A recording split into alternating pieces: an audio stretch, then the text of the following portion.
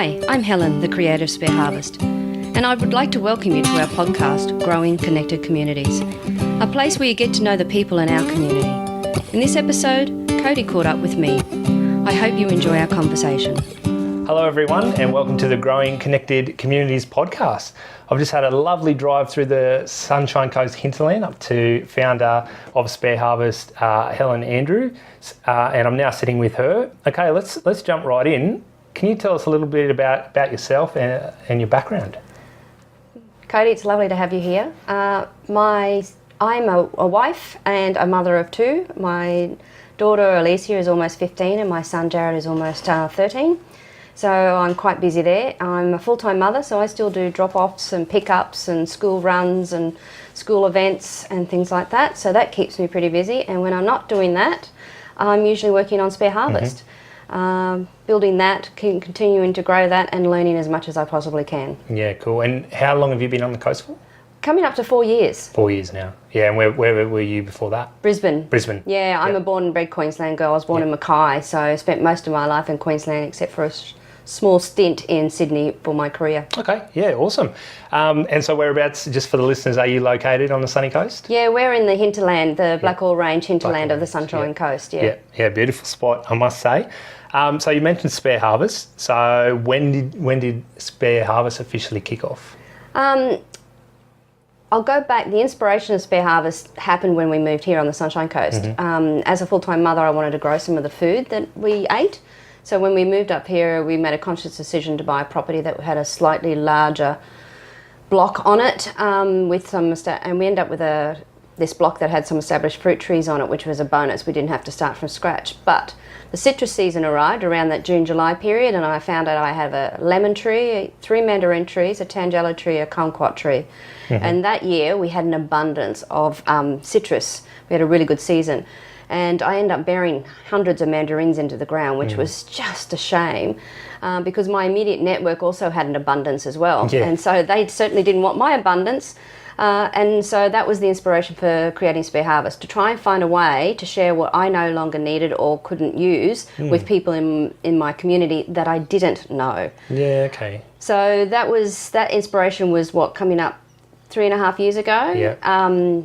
That awful feeling sat with me and the idea sat with me, but being a full-time mum, new to the area, no experience with technology whatsoever. When I left my corporate career, there was no such thing as Facebook, no social media, limited technology, you couldn't create your own website off the bat. You'd have to hire programmers. Expensively. Exactly. Yeah. And so the idea of creating something was quite daunting. I had no idea how to do it. So that awful feeling continued to grow to the point where I actually had to do something about it. So I started doing some research and I started talking to a few people about it. And so the platform went live probably 18 months, 2 years after burying the mandarins. And I built it on a WordPress platform, and it was clunky and it wasn't user-friendly. And I had a few people sign up, but the feedback was it wasn't really easy to use. So I had to shelve it. But I didn't want to stop. I really still wanted to create something, so then I had to go back to the drawing board, do some more research and have a look at what I can do.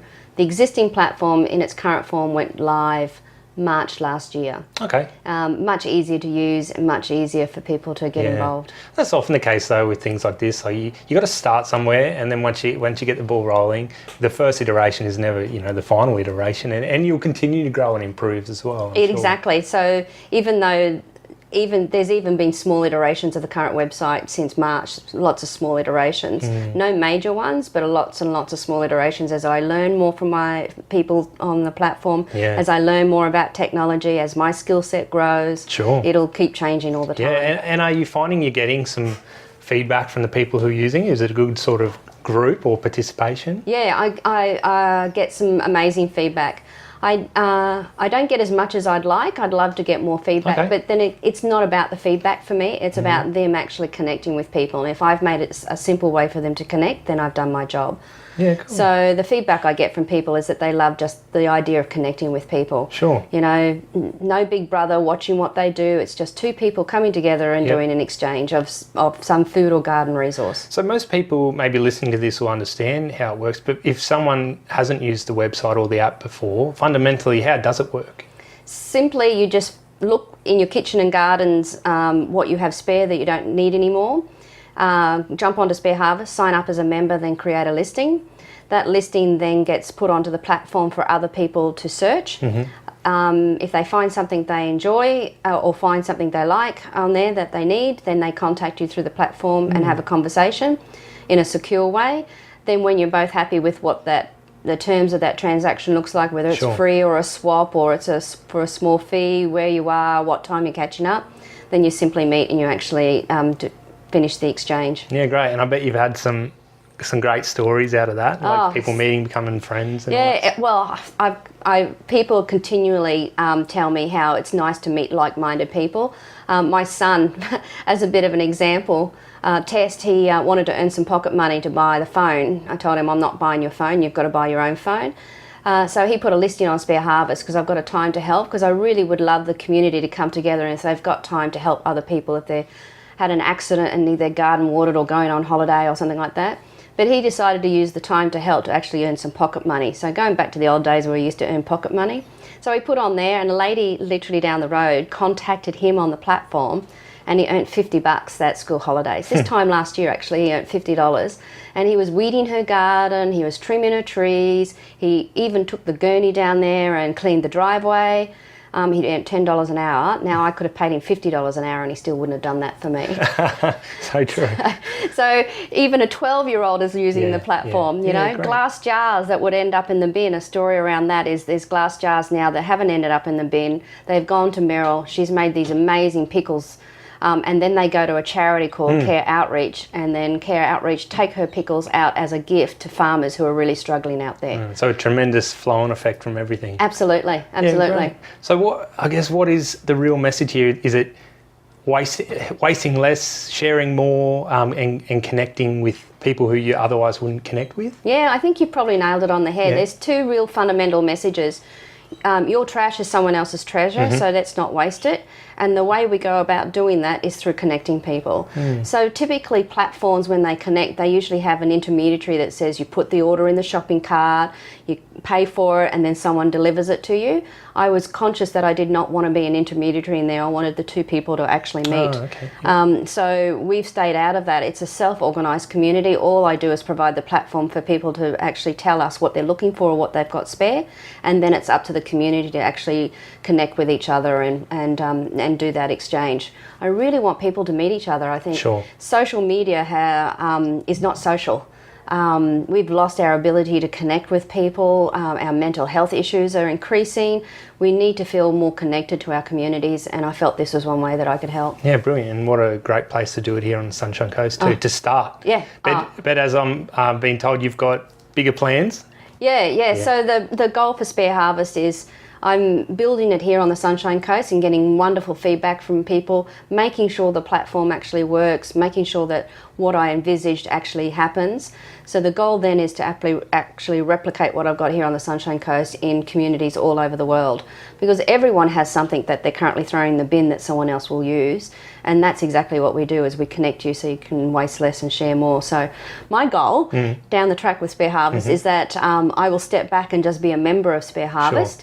And I will travel the world meeting other members, having conversations, and I'll be able to plug into a local community and find fresh apples, or even just meet a new member and ask them where the best coffee is as I'm travelling. So if I'm travelling to Canada, I run and meet new Canadian members, or New Zealand or something like that. So my vision is, regardless of where you work, live or travel, you'll be able to plug into a Spare Harvest community. Oh, that's great. And it really does, especially when you're travelling, if you can meet a local, they've always know the best places, and you just feel, as soon as you talk to a local, spend some time with locals, you feel like you fit in so much more than if you by yourself, or even with travelling with friends and stuff. Exactly. The experience is heightened completely as soon as you actually connect with a local and they open up and they open their hearts and their homes and their wisdom and tell you, don't do that, do this, get onto here. That local knowledge is absolutely invaluable. Brilliant. Okay, well, there's some great goals there. And speaking of goals, the Growing Connected Communities podcast, this podcast, what do you hope to achieve out of this podcast? For me, Spare Harvest has always and will always be about the members. And so my vision for the podcast series is to actually, for you to connect with other members, so our listeners to connect with other members so they can actually see who are the type of people that are coming into our community, hear about their stories, get to know them better. I mean, podcasts, there's lots of podcasts on hints and tips to do this, how to grow this, how to grow that, but I really want people to just share their story, feel connected to a story, connected to another human being, and that's what I hope to achieve from the podcast. Yeah, brilliant. Oh, I look forward to being part of it in any way I can. I'm looking forward to all the interviews you've got lined up. Yeah, absolutely. Okay, so Helen, what does a typical day look like for you? You did mention at the start, school drop-offs and when you get some spare time, but do you have a lot of spare time for Spare Harvest? No, I don't, but time is what you make of it. Sure. So if you feel like you've never have enough time, you never have enough time. If you feel you have too much time, then you have too much time. So my morning is get the kids up, out of the house, at school on time, and then between school drop-off and school pick-up, I'm dedicated to Spare Harvest. So I really utilise that time effectively and efficiently. Meetings, changes on the website, researching, listening to even TED Talks or podcasts myself to learn things. Then I do the school pick-up, come home, afternoon tea, afternoon school activities, and around all of that and dinner and bedtime, I fit in emails and responses to social media and all those other little things that I can do quickly and easily that don't require me to actually dedicate quite a lot of time to it. Yeah. So that's typically how my day works, and that's probably 7 days a week. So even though I don't do school drop-off and pick-up on the weekends, the computer is always on, there's always something I can do, and if the kids are out playing in the pool or doing stuff or a kid at an activity, then I utilise that time on Spare Harvest. And do you find do you think you've got a good balance there with the family life and the social life and the Spare Harvest? Yeah, I was really conscious of making sure I did have that balance when I started Spare Harvest. So the one thing that allows that balance to continue is that I put my kids first. So if anything's outside of school hours, opportunities arise, an event or a talk or share it with someone, I check my diary, and if my husband's home and he flies out in and out, if he's home and can do the pickup or the school activities, then I'll say yes. If he's not home, then the answer is a flat out no.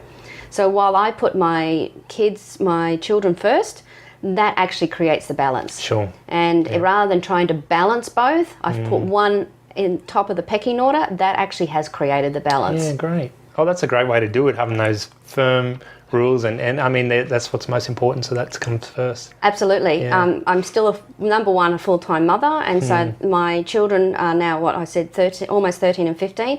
They'll be leaving the house shortly, and they're only in with you for such a short period of time. Yeah.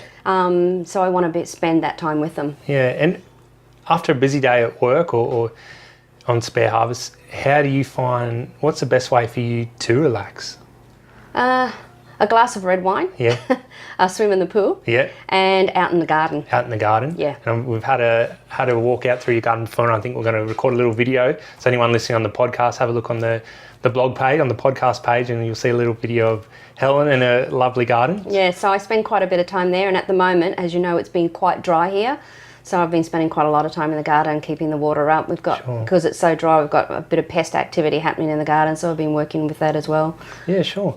Well, Helen, that's a great overview of Spare Harvest, and I'm sure many people listening have used, and if not, I'm sure you certainly encourage them to do so, and I certainly encourage them to get on board with this Growing Connected Communities podcast and just hear what these people have got to say about their stories and how they've found utilising Spare Harvest and who they've connected with. Have you got anything else, any last ask for anyone listening? Yeah, by all means, connect with me anytime through the website. I get all of those, emails and messages. Any feedback on the podcast show, this is our first podcast, so any feedback on this one and future ones would be fantastic. Any feedback on the website, if you'd like to get involved, any of those sort of things, jump on board and send me a note. Absolutely, like you say, it really is a community, and community feedback's really important. Absolutely. So, Helen, thanks so much for the first podcast. Thanks, Cody, I appreciate it. Thanks for listening to the Growing Connected Communities podcast. Head to the Spare Harvest website for all of our podcast episodes and show notes. And while you're there, Why not join and create a listing? With new members signing up every day, we are growing into a valuable resource for every local community. We are sharing plants, pots, land, time, food scraps, glass jars, herbs and produce.